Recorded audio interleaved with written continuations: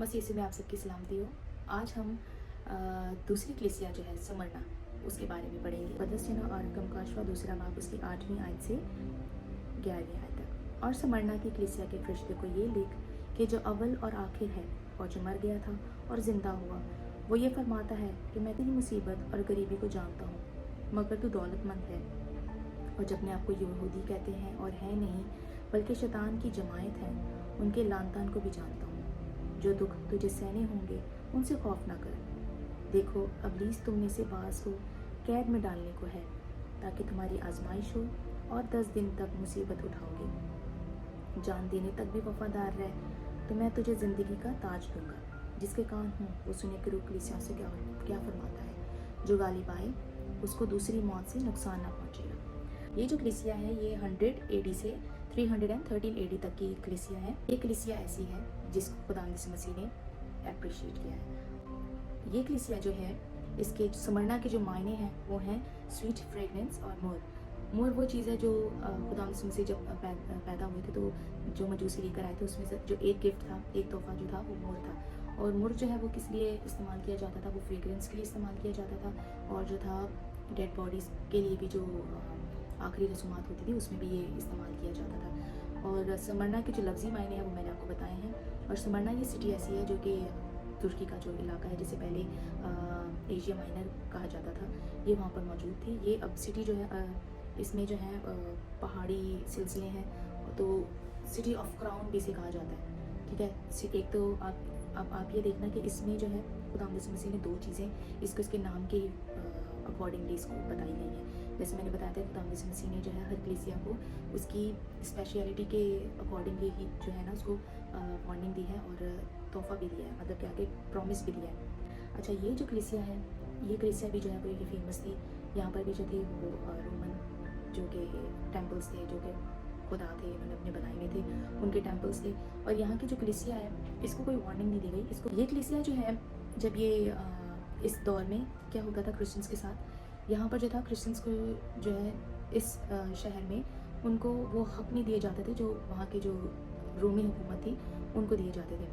वहाँ पर एक दस्तूर था कि वहाँ के बादशाह क्या करते थे कि जो पुराने गए हुए जो उनके बादशाह थे उनके वो मुजस्मे बना देते थे, और जो ज़िंदा भी थे उनके मुजस्मे बनाकर वो क्या करते थे कि ज़बरदस्ती जो थे वो करवाते थे कि अगर तुम यहाँ पर आकर वो मुर जो है उसको उस बुत के आगे जलाओगे तो उनको एक सर्टिफिकेट दिया जाता था कि हाँ तुमने इस बुत की हमारे खुदा की परस्तिश की है, तो अब जो है आगे की जो फैसिलिटीज़ हैं इसको ले सकते हैं। लेकिन यहाँ के क्रिश्चियंस जो थे वो ऐसा नहीं करते थे।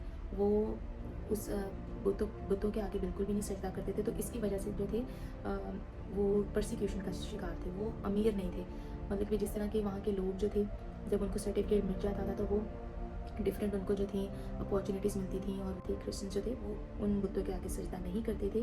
तो इस वजह से जो था वो गरीब थे। यहाँ पे वो भले गरीब थे लेकिन खुदावंद यीशु मसीह की नज़र में वो अमीर थे, क्योंकि भले उनके पास वो आसाइशें नहीं थी, ज़मीनी आसाइशें नहीं थी, लेकिन वो रूहानी तौर पर जो थे वो अमीर थे। और यहाँ पर जो है उनको बताया जा रहा है कि जो यहूदी जो हैं, जो अपने आप को यहूदी कहते हैं नहीं बल्कि शैतान की जमात है।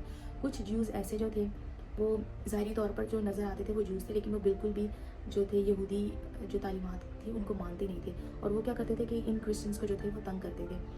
और यहाँ पर खुदावंद यीशु मसीह जानता है कि जो उनको तंग कर रहे हैं वो शैतान की जमात से हैं। यहाँ पर खुदावंद यीशु मसीह उनको बता रहा है कि इब्लीस तुम में से बाज़ को कैद में डालने को है, ताकि तुम्हारी आजमाइश हो और 10 दिन तक मुसीबत उठाओगे। मतलब कि उनमें से अभी जो वो इतनी चीज़ें सह रहे हैं, अभी उनके लिए और परसिक्यूशन पड़ी है, और जान देने तक भी वो वफादार रहेंगे तो वो खुदावंद यीशु मसीह उनको ज़िंदगी का ताज देगा और दूसरी मौत से नुकसान ना पहुँचेगा।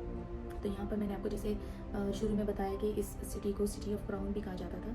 तो यहाँ पर खुदा यीशु मसीह क्या वादा कर रहा है कि मैं जो है तुम्हें ज़िंदगी का ताज दूँगा। इसके नाम में से ही जो है ना मायने निकले हैं, और यहाँ पर खुदा यीशु मसीह जो है वो वादा ये कर रहा है कि वो ज़िंदगी का ताज देगा और दूसरी मौत से नुकसान ना पहुँचेगा। अच्छा, एक और बात जो है यहाँ पर खुदा यीशु मसीह बता रहा है कि जो अव्वल और आखिर है, जो मर गया था और ज़िंदा हुआ।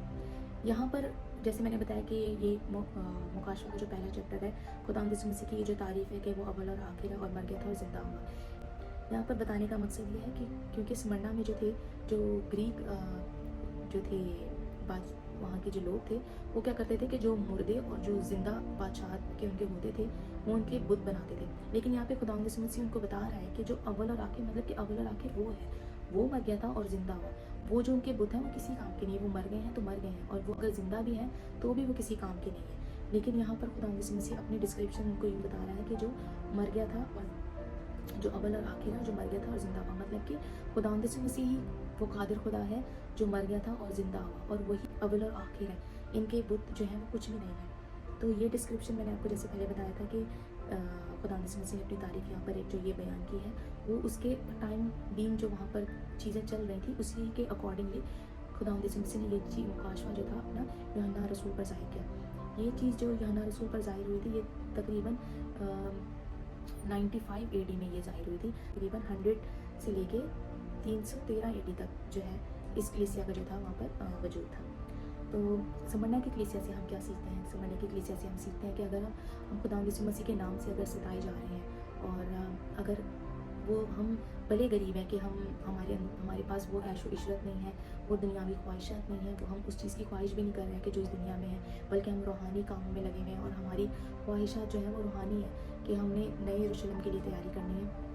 तो और हमने जो परसिक्यूशन हमारी है हो रही है और हम इतने अपने ईमान में वफादार है कि हम जान देने तक भी वफादार है, तो खुदा जो है हमें यहाँ पे ज़िंदगी का ताज देने का वादा करता है।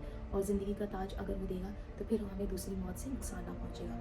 तो हमें इस कलीसिया से सीखना है कि अगर आप खुदा यीशु मसीह के नाम से सताए जा रहे हैं तो प्लीज़ अपने आप को जो है बिल्कुल भी दस्तबरदार नहीं हो, बिल्कुल भी दिल छोटा नहीं करें, क्योंकि आपका जो आगे जो वादा है ना वो बहुत बड़ा है। खुदा आपको इस कलाम से बरकत दे। खुदा यीशु मसीह की सताइश अब से लेकर हमेशा तक होती रहे।